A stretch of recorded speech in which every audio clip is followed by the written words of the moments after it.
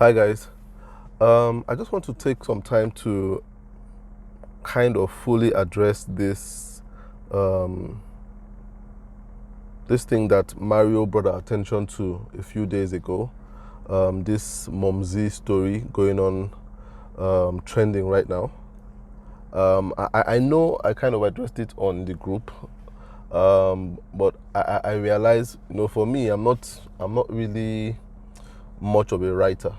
You understand? So I express myself better through talk, by talking, and that's why you see me send a lot of voice notes to the group and stuff like that. So some of you might have been surprised that I typed out for so long, but even after typing it out, I realized that I wasn't able to really express my thoughts concerning this matter.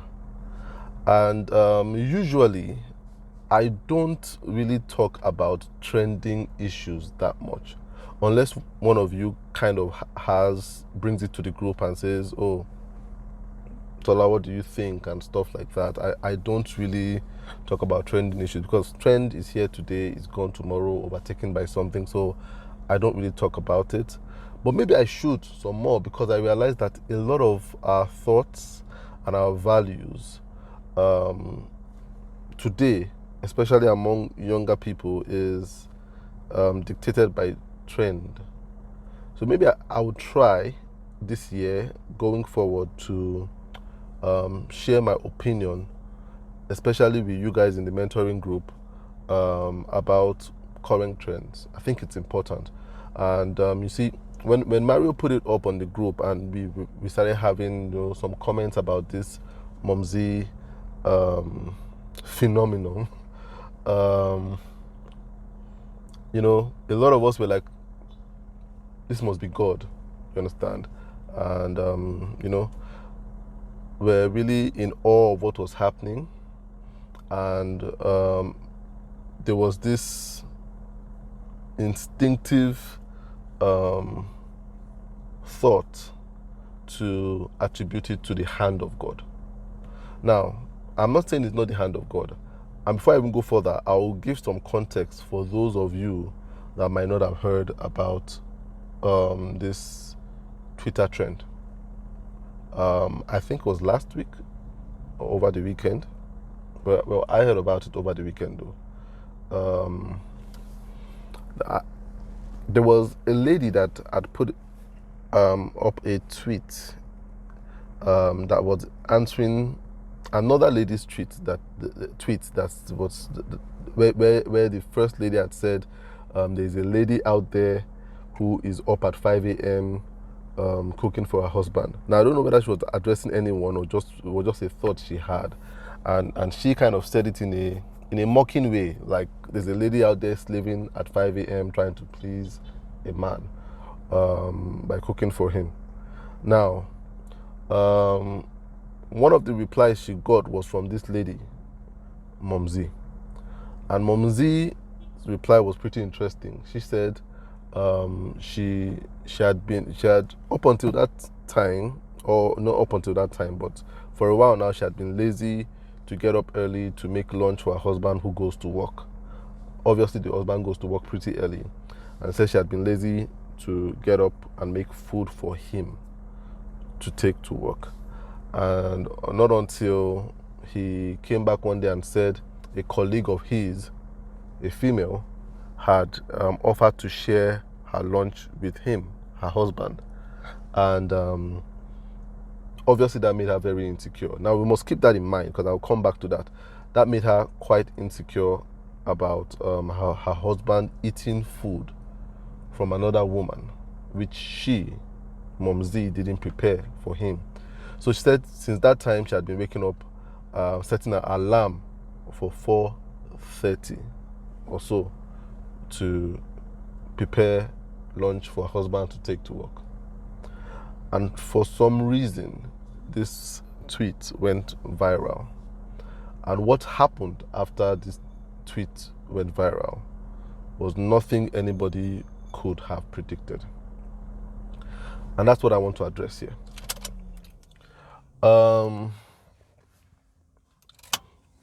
What happened was, after this tweet was put out there, a lot of people, brands, and just people, individuals, started showering her with monetary gifts and just things. And she, it's still going on right now, from huge amounts of money to landed property to phones to a car, I think, to house appliances and stuff like that. And a lot of it sounds really good. You understand? When you look at it from the outside, it sounds like, wow, this is incredible. This is like God's hand and God's grace and God's abundance here in this woman's life. So it sounds really good when you listen to it from the outside. When you hear the story, it sounds like a typical textbook church testimony. You understand? And you can see a lot of people in the comment sections that are very excited by this like sudden turn of events in this woman's life. Um, and you see people making statements like, man, where did you do your crossover service? I need to come and pray at your church and stuff. I need this kind of favor. And that's the problem I kind of have with the whole thing. I think, and that's what I was trying to address on the group. I think the problem is the fact that a lot of people have this mentality that um, that God is in the gifts, but not in the suffering. The mentality that God is in the gifts, but God is not in the suffering, is a big misconception of God. And this way I think that someone like this Mom Z, Debbie, I think her name is Debbie. Let me stop calling her Mom Z. That's her Twitter handle. But I think she needs more prayers than congratulatory messages. And I'll tell you why she needs more prayers in a minute. But then we must be able to one of my biggest concerns is the fact that a lot of people just see God in the gifts and not in the suffering. God in the pleasure and not in the pain. And that can be a very dangerous thing, a very dangerous perception of God to have. Because then God can be working seriously in your life, but you don't see it because it's not pleasurable. God can be working seriously in your life, but you don't see it because you don't see a ribbon around it as a gift. What you see is grief. What you see is pain. What you see is suffering. And once we cannot identify God in these things like pain, suffering, grief, loss, we wouldn't have a clear, fully formed image of God, and there's no way we would enjoy God or enjoy life. And so what I want to address is that God is not always in the pleasure. He can be, but not always in there. You understand? Not every time that something pleasurable happens to you, can you attribute it to God? Can you call it the hand of God? It's not always that. God is not always in the gifts. God sometimes is in the grief. And that's why I had to correct it on the group when people started saying, oh man, it's just incredible how God works. I think we need to be very careful what we attribute to God. And not everything that glitters is gold, just like not everything that is sensational is God. Now, I'm not saying Debbie's experience is from God or it isn't. I'm just saying we need to be careful what our metrics of God's hand and God's presence is. We need to be very careful. And why I say she needs more prayers than congratulatory messages is because there are two reasons. Number one is the genesis of the story. And remember, genesis of the story is she wasn't getting up early to cook for her husband in the first place. But then she heard of the fact that her husband was being offered food by another woman, food that she didn't prepare. And that made her highly insecure to try to change her own life and start getting up at early hours that she wouldn't normally get up. You understand? Go against her own nature and just do things so that she can prevent her husband from being lured by another woman. So it built up an insecurity in her. Now it's interesting now that the tables have turned, and why I feel she needs prayer is because this insecurity that she felt is the same insecurity her husband would feel right now, with the shower of gifts she's getting from other people who are mostly men. Interestingly enough, mostly men or men that run that are in charge of big brands, and unless the husband has rock solid identity clarity, he's going to feel insecure. Unless he has solid clarity in his identity has rock solid foundation. And insecurity is going to creep up in him too, about his wife getting gifts that he didn't provide. It's not a talking down at him, it's just reality. And most men that are honest with themselves we are built that way. Women are built that way. The human being is built that way. Very few of us as human beings are so sure of our identity that we can watch a spouse receive gifts that we didn't provide and it doesn't prick us a bit. It's just a reality. Especially at the onset of marriage, which it seems like if they're a very young couple. That's one of my biggest concerns, where they are still at a stage where they're not really that secure about their love. You see, I've been married for 12 years. This is our 13th year, and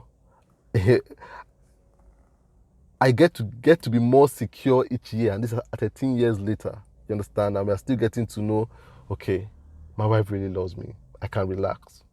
She really get to know Tola really loves me. I can relax. So there's some things that happen that she's like, oh, why are you talking to her so much? Why are you doing that? Like, I need to show her and prove to her that you are the one.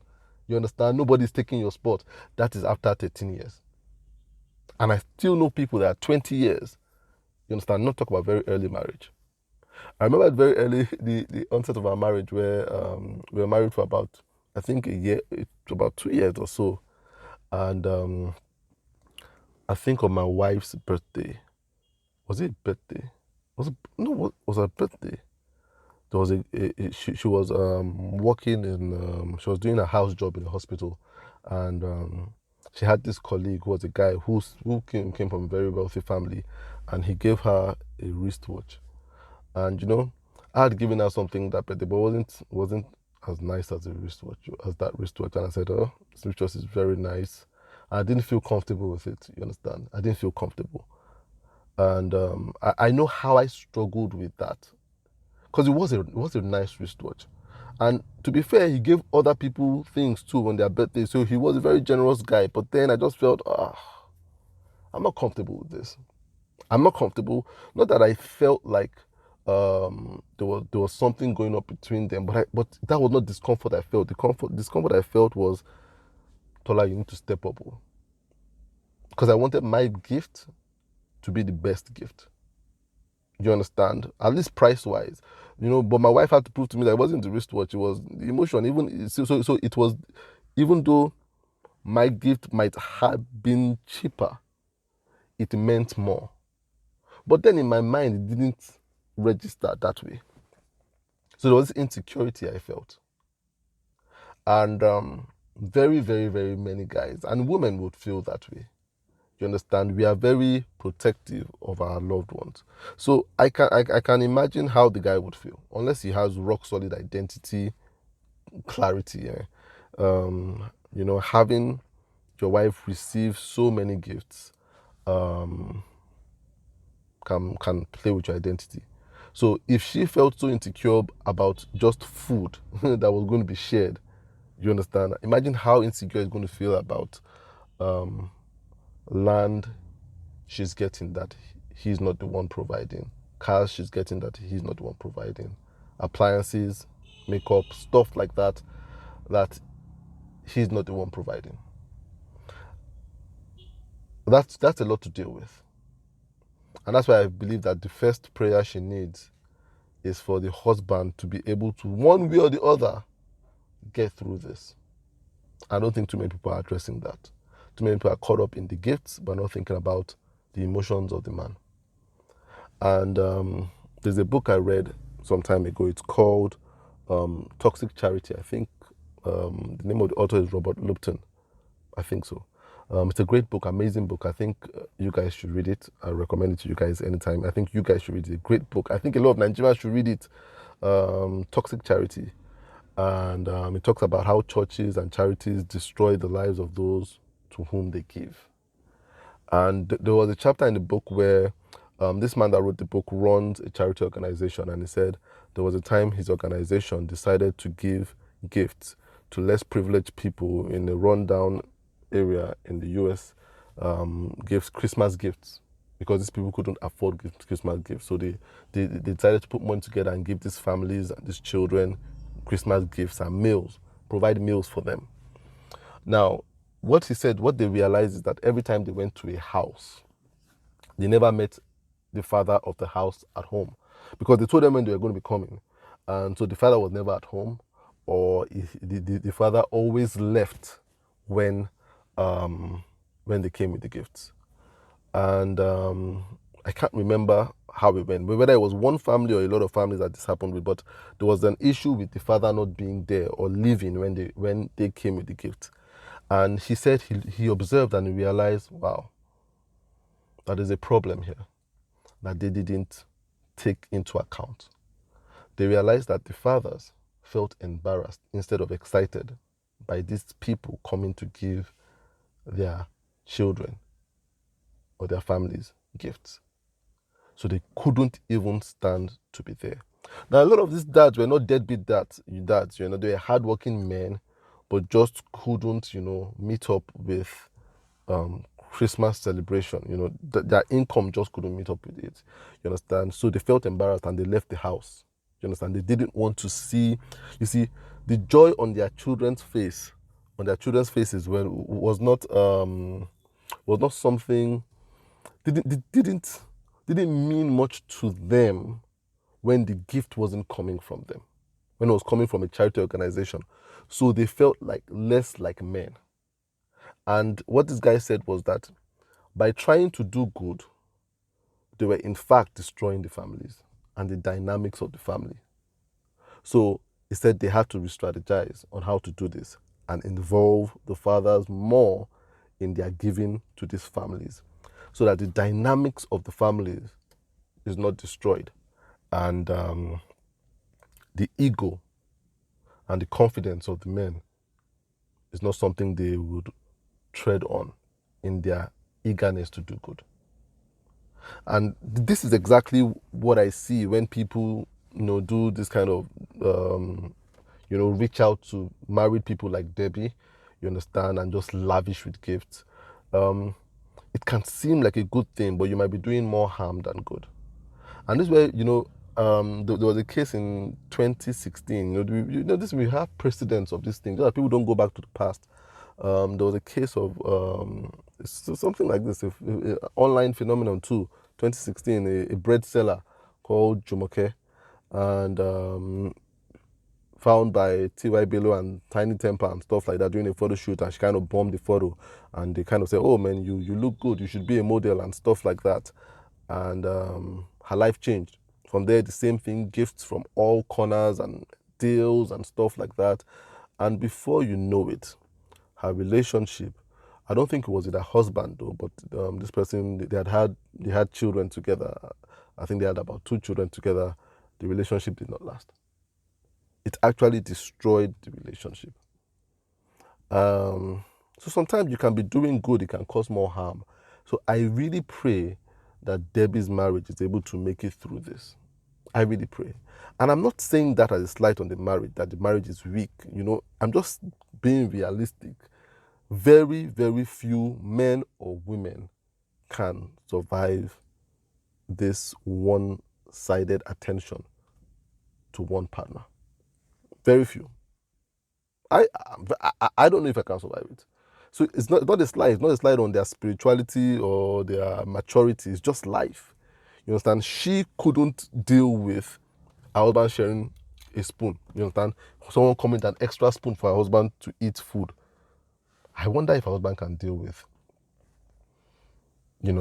things she might be enjoying or they might be enjoying that he didn't provide. You understand? If he can, kudos to him. If he can't, it's understandable. My question is, why put them in that position? You understand? So in giving, there should be a strategy. When you want to give, you should think. Giving without thinking can be so destructive. You understand? Impulsive, emotional giving can be very, very destructive, and we need to be very careful about that. Very, very careful. So that's the first thing. Just that marriage dynamics of the emotions of the man, to be able to accept this as a blessing in the court. Might be very hard, harder than you people might think it is, but it might be very hard if I'm being honest. I think the second thing why we need to why I think they need prayers, because my biggest concern is the marriage. You understand? It's the marriage, because the marriage was the center of the whole thing in the first place that caused this whole thing. The love story that you say it's inspiring, you hope people are not doing, the brand that are saying they're inspired by the love story are not doing things that are going to hurt this particular love story. So the second thing I'm going to talk about is, you see, a family is built in times of suffering. Bond is built in times of suffering. Now, if you're not married, you might not understand this. If you're married, you would understand. Bond is built in suffering. Love is proved in suffering. And that's why we should not be so quick to try to resolve things between spouses or couples, especially fights, just getting there and just say, oh, you guys have to resolve it right now. No, because sometimes it's through those fights that their love gets stronger. It's through those disagreements. Sometimes it's through them suffering together. It's so important that the couple suffers together to stay together.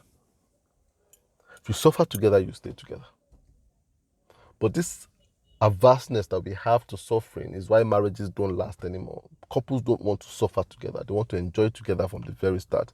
So when they start to suffer together, they kind of believe that there's something wrong.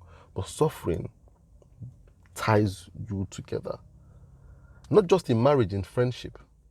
When you suffer with people, those bonds cannot be broken. You see, the Jews during the Holocaust, the ones that survived it,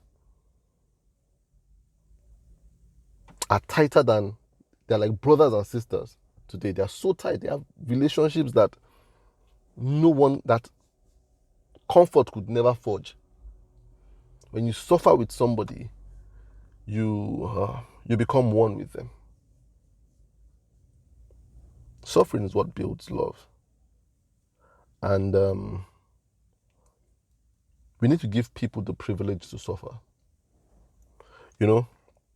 Someone in the mentoring group, we went through last year together.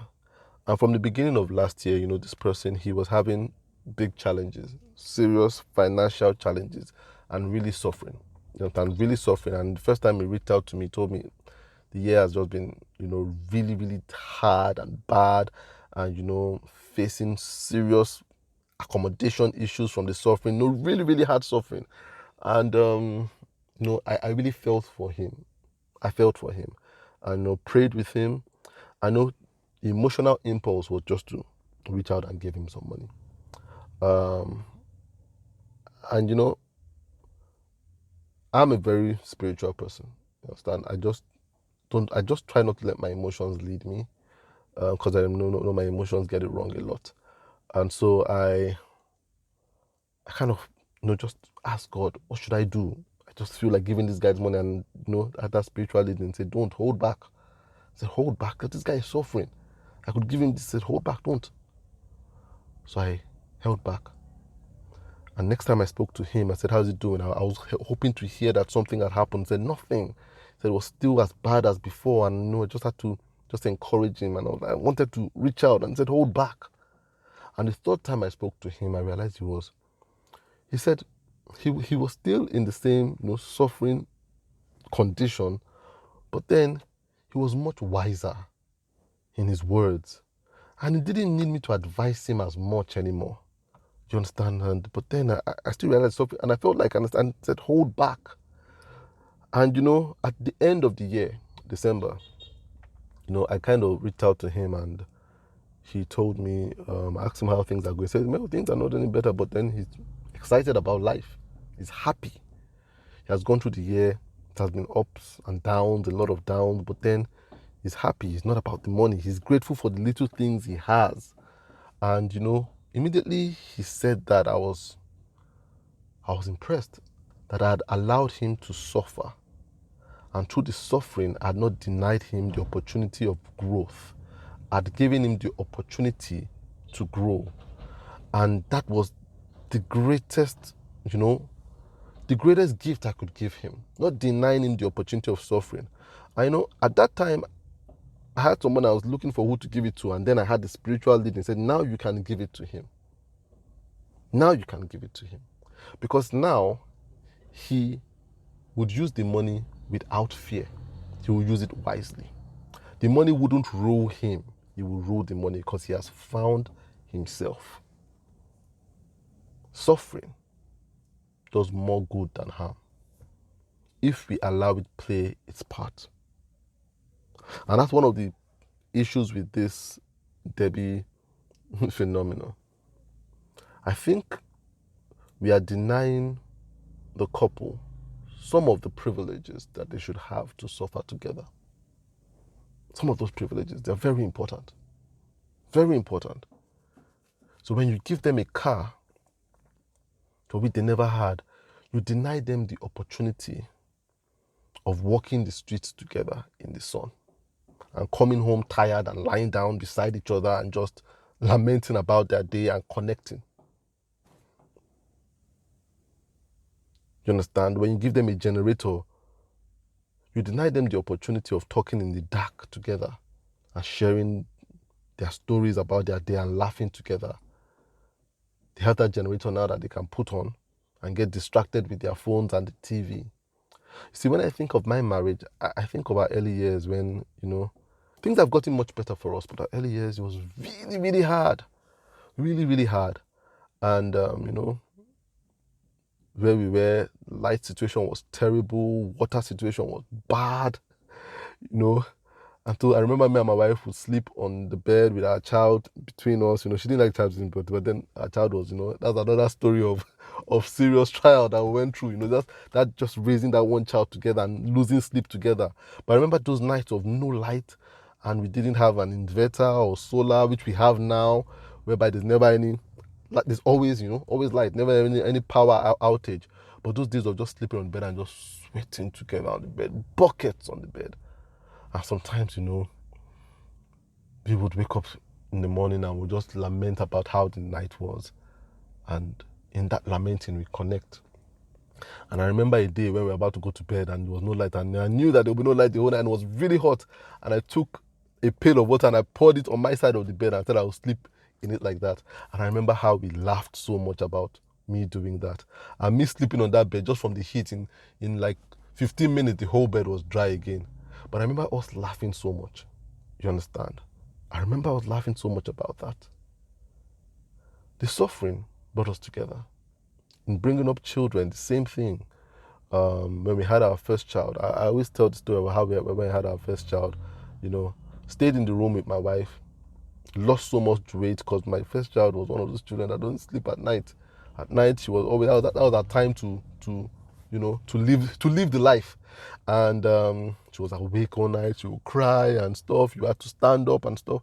It was incredibly challenging. But I bonded with my wife so much in that period. in that room, just me, her, and that child.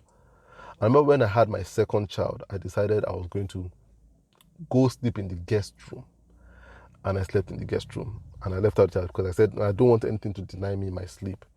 And I realized that that period of sleeping in the guest room, me and my wife just started to drift and drift and drift and drift apart. And, you know, we're still friends, but then I couldn't connect. So when she woke up in the morning, she was cranky. I was irritable by her crankiness because I didn't share her suffering. So I thought she was being whiny. And she felt I was being insensitive by going to the next room and stuff like that, which I do believe I was. So, you know, when we had our third child, I'm like, I'm not going to leave this room again. I'm going to stay here and let's just go through this together. And we've done that. And again, we are back together and we are best of friends. You understand? Because we've suffered together.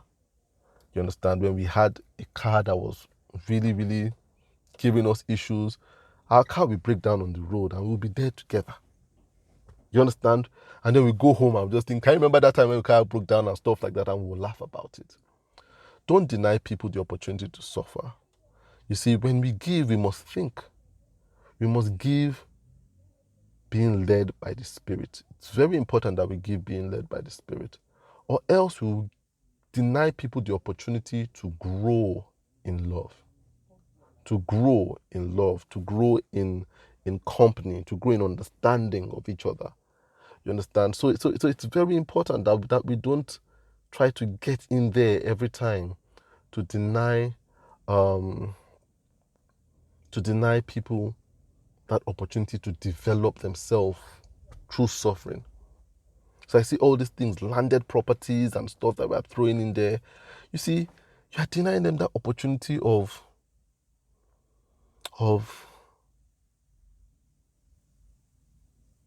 getting that landed property after a lot of suffering. You understand? It might seem like God's gift, but then it's just like a child that you give everything and doesn't have to work for everything. Then the child becomes a weak child. So sometimes you must withhold. Sometimes withholding is the greatest show of love that you can show to somebody. And that's why we are raising infantile people in this generation. Infantile people that throw tantrums when they don't get their way. Throw tantrums when people don't do what they want. When jobs get hard, they leave. When marriages get hard, they leave. Because they expect everything to be a fairy tale. Just like Debbie's story is becoming more or less like it's fairy tale. So you see, I do believe she needs more prayers than congratulatory messages. Because a lot of this is going to test her relationship, it's going to test her character, it's going to test their love, it's going to test her faith. I think most importantly, putting Debbie aside as a person, I think we must be careful not to assume or to think that we all have a right to this kind of sensationalism. And saying if my life is not this sensational, then it must mean God is not with me. That's the worst way to start your year. Thinking you deserve something. I deserve for my... And I see the Lord in the comments, people say I deserve. I've been cooking for my husband too. I've been waking up at 5 a.m. too. See, a lot of people are already beginning to disdain what they've been doing because it hasn't come with reward. So they feel there's something wrong with my life. Why is this person doing this and getting this and not mine? And that's why we need to be careful of this thing called social media that we allow to be the perspective of life that we see. No.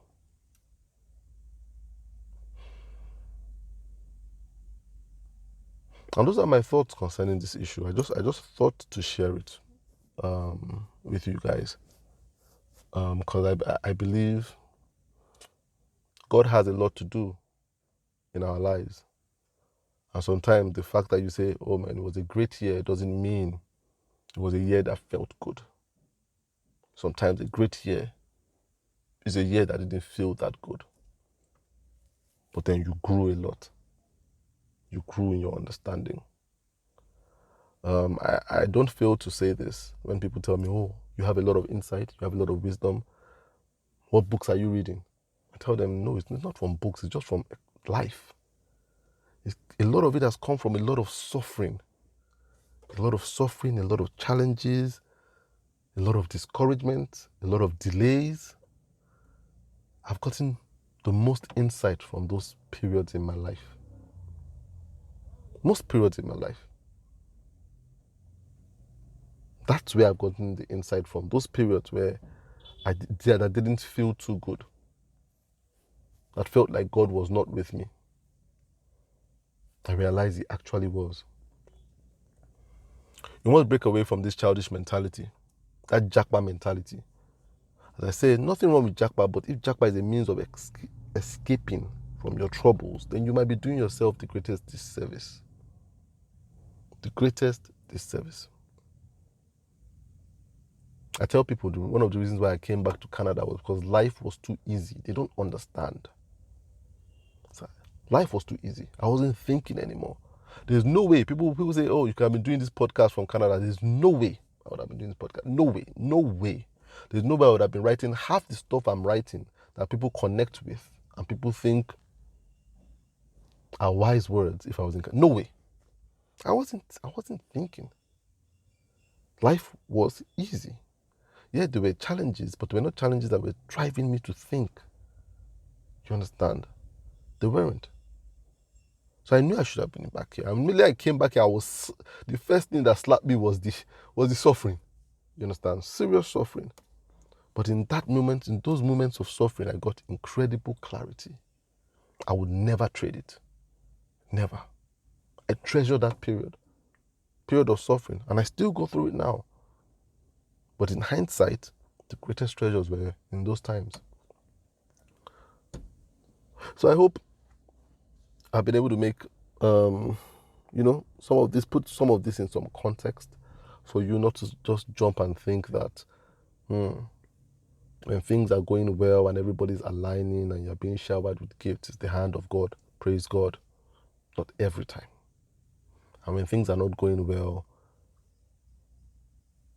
there's some suffering, there's some pain, then God is not with you. That's not true.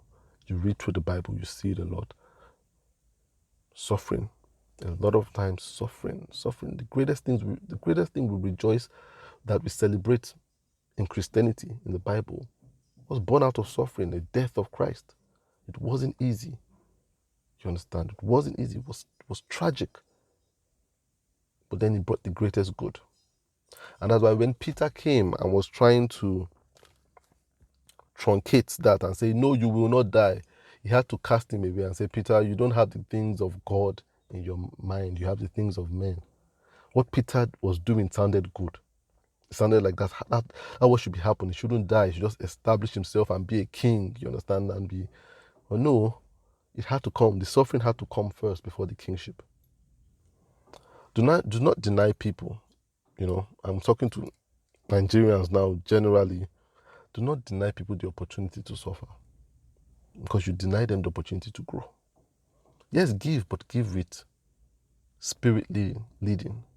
Sometimes we need to hold back our giving to allow people to grow and to suffer.